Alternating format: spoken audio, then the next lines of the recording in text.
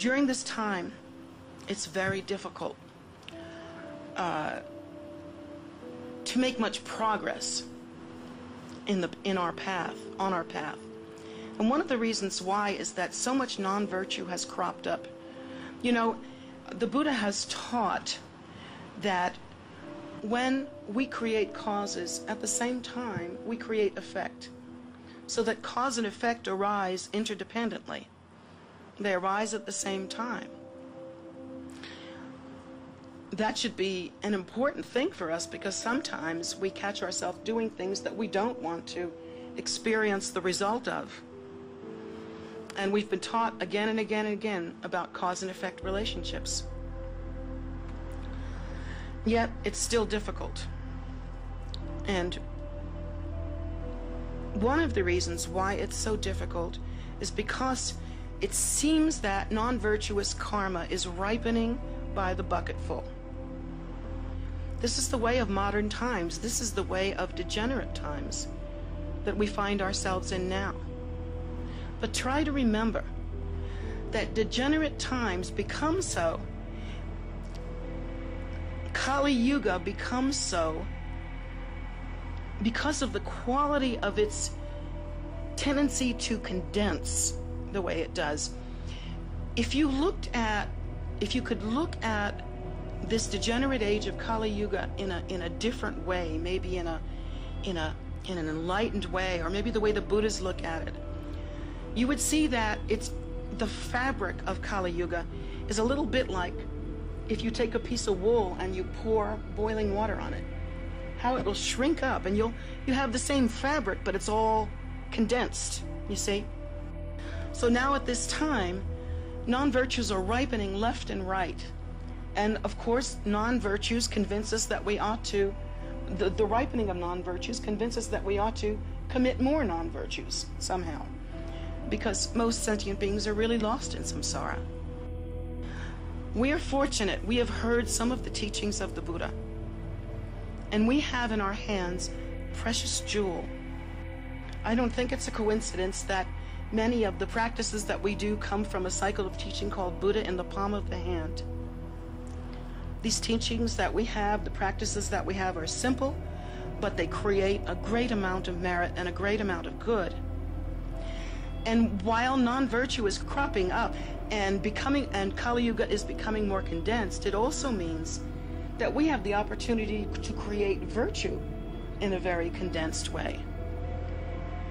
So when non-virtue is ripening quickly, the best thing to do, of course, is to accumulate as much merit as possible and dedicate that merit immediately to the liberation and salvation of all sentient beings, and particularly to antidote the non-virtue that this world is accumulating now.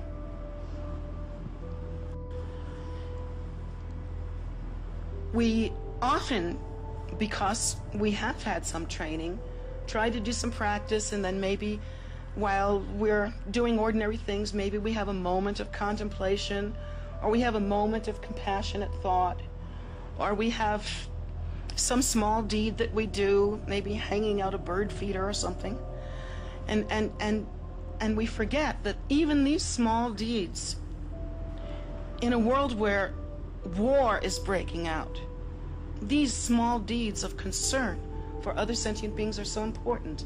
So even these things we should dedicate immediately to the liberation and salvation of all sentient beings, being so much aware of what we do that we, not in a neurotic way, but in a comfortable way, try to accumulate merit and try to dedicate it immediately. Sometimes when we do things, we just forget. We're not mindful. We might do something nice for someone, but not dedicate it, not connect. Because we walk around a little bit robotic sometimes, don't we? So now is the time to be more mindful. And even time to practice the kind of bodhisattva teachings, training that we have had before, where whenever one walks through the door, and whenever you walk through the door, you say, as I walk through this door, may all sentient beings walk through the door of liberation. And when we eat our food, of course we offer our food to the three precious jewels, but By the same token, we can also say, as I am nourished, may all sentient beings be nourished with Dharma. And then as we brought in a dog and gave him a drink of water. We could dedicate that and say, by this virtue, may all sentient beings be led to the elixir of enlightenment and drink the nectar of enlightenment. And so we have to turn our minds from ordinary concerns somewhat to and gradually we have to do this, to the concerns of a true renunciate. And of course, the true renunciate is a mindful person and uses every opportunity to gather merit.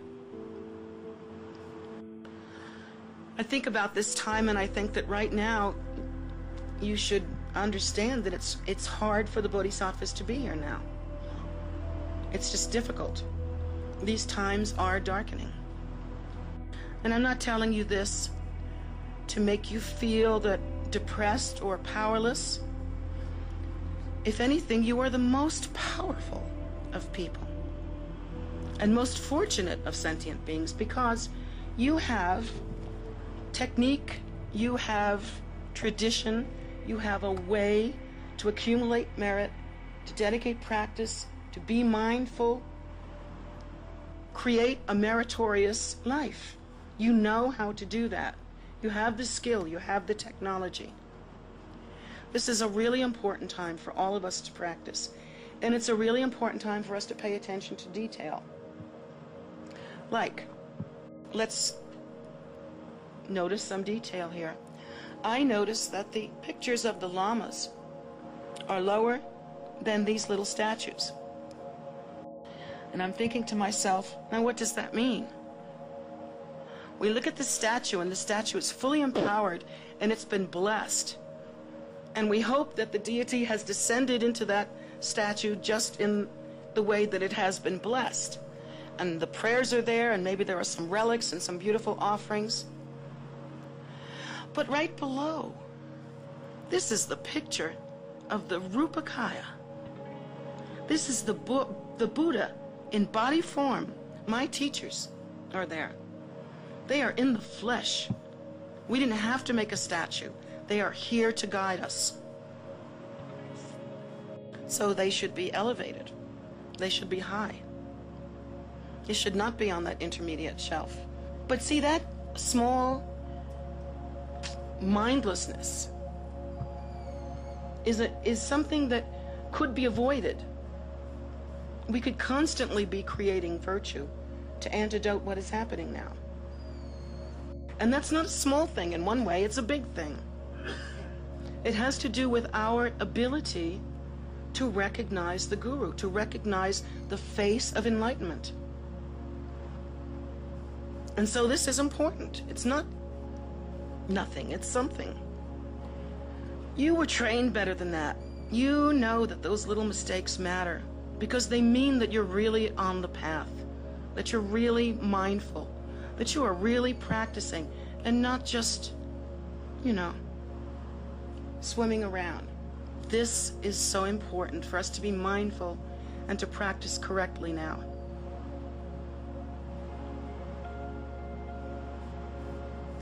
Because what we're seeing ripening in the world, it could very well have a snowball effect, and I really believe that there is that possibility. And so I'm asking you to step up to the plate and make a difference through your practice, through your actions, through your mindfulness, through your kindness. To practice more deeply, not to have our first concern just to have things be over and done with, but to really practice, even in the small ways when we just walk around. These little things are so important. So you who have the robes, you have the most pristine opportunity. All you have to do is walk around town with your robes on, and you've accomplished something that day. And to make your robes nice, to hold them nicely and perfectly, it gives others such a good feeling about the robes. They can't feel better about the robes than you do. So if you dress carelessly and hold yourself carelessly, they won't know how to hold you. So in a sense, you have become ambassadors for Dharma. And this is true of the lay people as well. You may not wear the clothing, but your inner qualities are noticed. And they either contribute or detract from the world.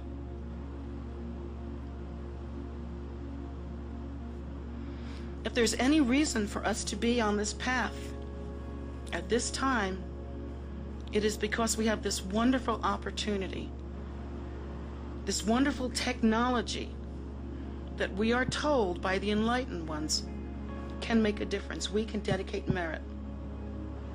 We can practice and offer this as a solution for peace.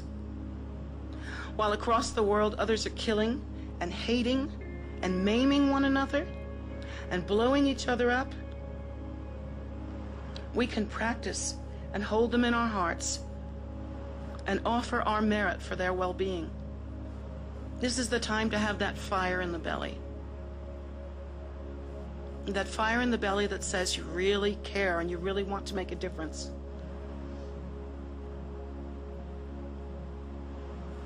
So when we think of these little Dharma things like where to put the picture and how to write the mantra and how to wear our clothing, it's not about being neurotic and persnickety or something, you know, it's not a crazy thing. It's about mindfulness in a world that has gone mindless. It's about being a precious jewel in the middle of broken glass and holding yourself and therefore the path of Dharma with dignity. These things are important, and that's really all I want to say to you tonight, to give you the advice that I'm giving you. I depend on you. Sentient beings have hopes of you.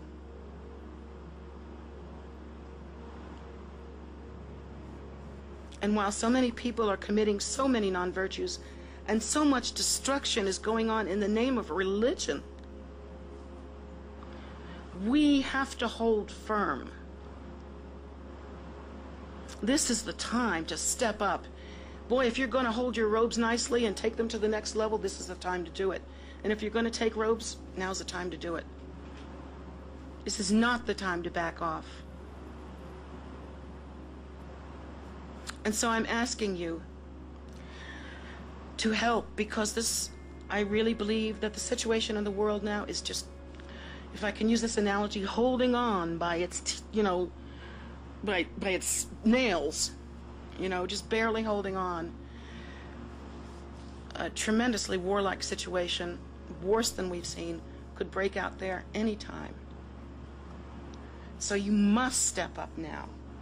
You must get that fire in the belly. You must care what's happening there. You must make the effort to counterbalance all that non-virtue. Otherwise, why are we on this path? If we don't want liberation for ourselves and for all sentient beings, if we don't want suffering to end, why are we here?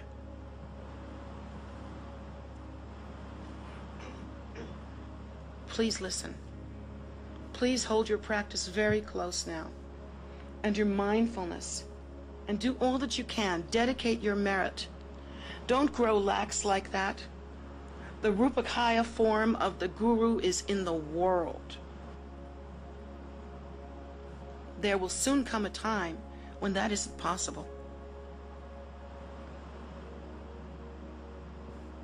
And this is what the Buddha has taught. So, while that Nirmanakaya form of the Buddha, my teachers, while they are in the world, I request that you hold them up higher than anything you can do, anything you are, anything you'll ever be, because they are the face of your nature.